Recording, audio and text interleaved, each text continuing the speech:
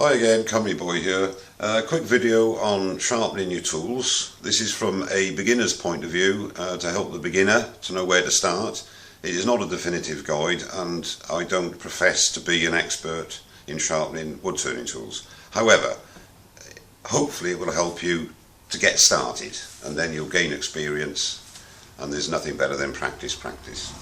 Don't do what I did in the very beginning and sharpen your tools away trying to learn the dark art of sharpening.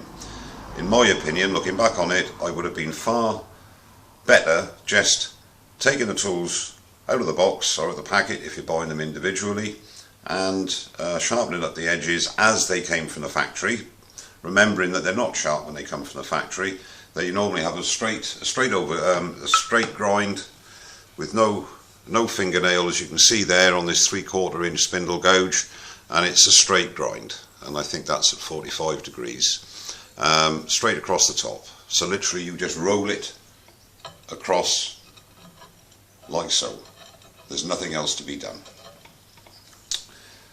Then you can progress as time goes on to a fingernail grind like so. If you can see the grind there, it's like a lady's fingernail and it has swept back wings.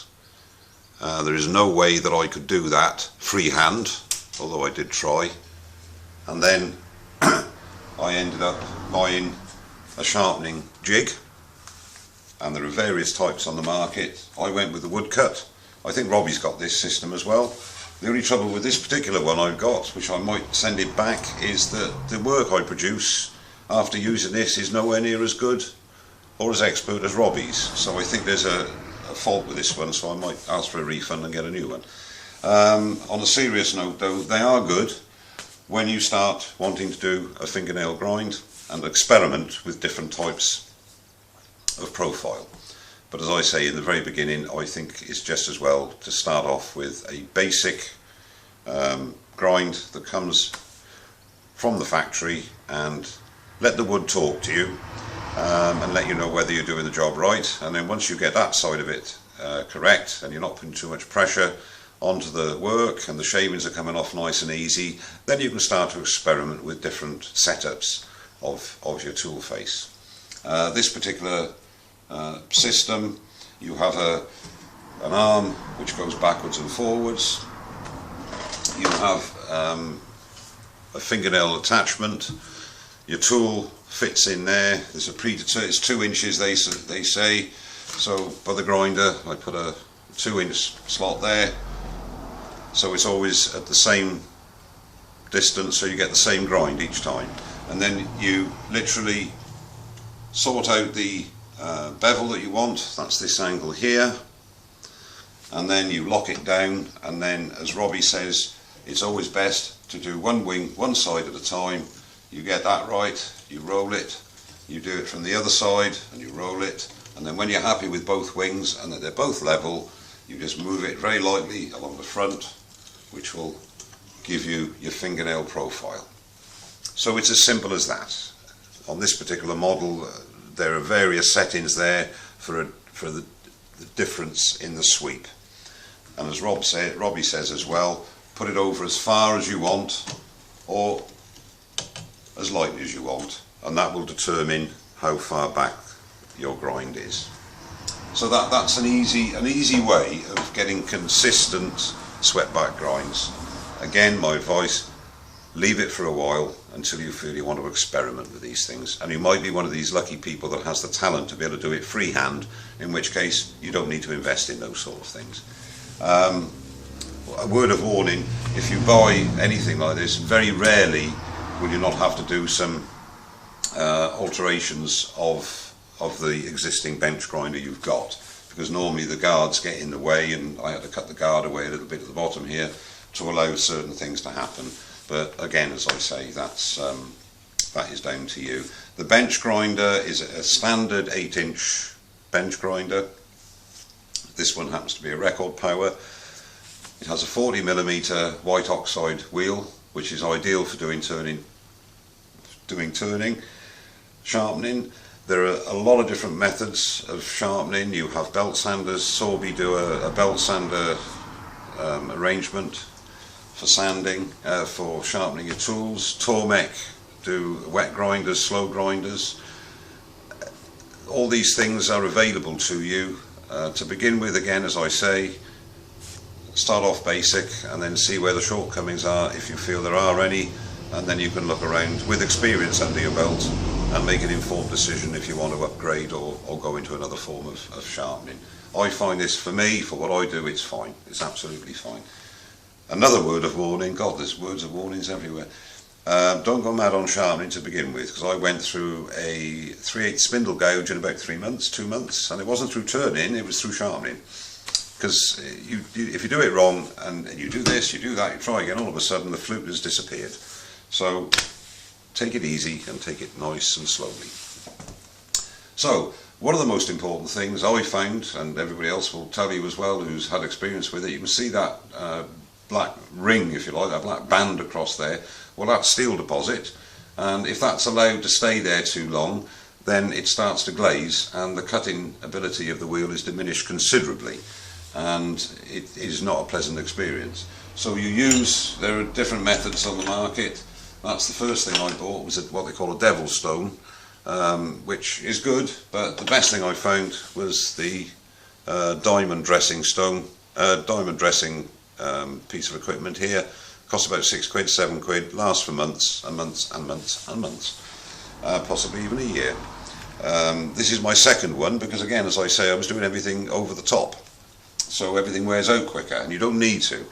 You just literally, with the aid of, say, a rest here, and put that right up nice and close to the wheel. I'll actually do it, otherwise someone will say you did it wrong. Push that through there, tighten it down, and then as long as it is nice and secure and the disc can't slip between your rest and the wheel, you literally, and I mean very lightly, hold it against the wheel as it's turning, and then it will very, very quickly get rid of that and make a nice smooth face, and you've got a nice square wheel. The pros have different systems where they have a single diamond point and they have a jig where it slides across. That's fine. If you're doing it for a living, then you need that. I have found that that is perfect for my needs.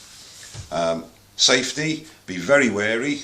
This wheel is travelling around at 2,800 RPM on this particular model. It's an 8-inch wheel. It is a very dangerous piece of kit.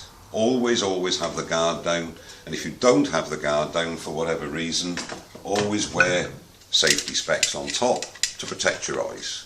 I prefer this because I wear glasses, and these things do get dirty and they scratch and you can't see through them.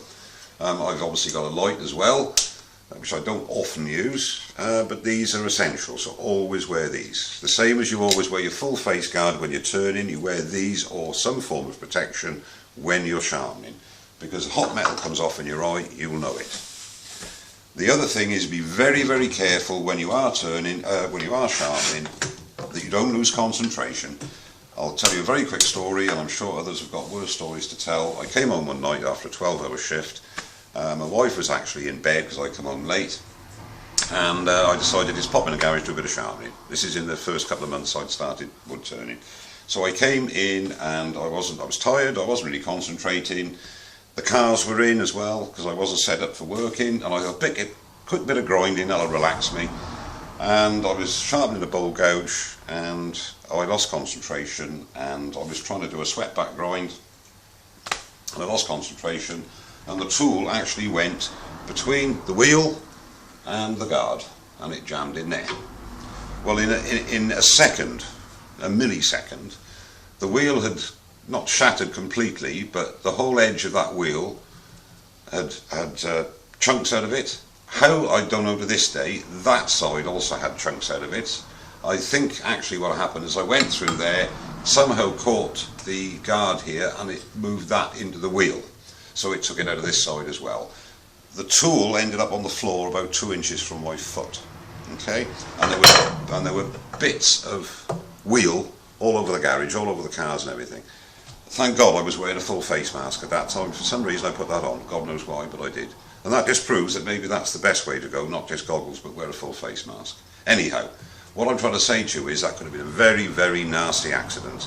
I got away with it, fortunately. I've kept the chunk out of the floor that the tool made, as it hit there. If that had hit my foot, it'd have gone straight through it. No argument whatsoever. So be wary.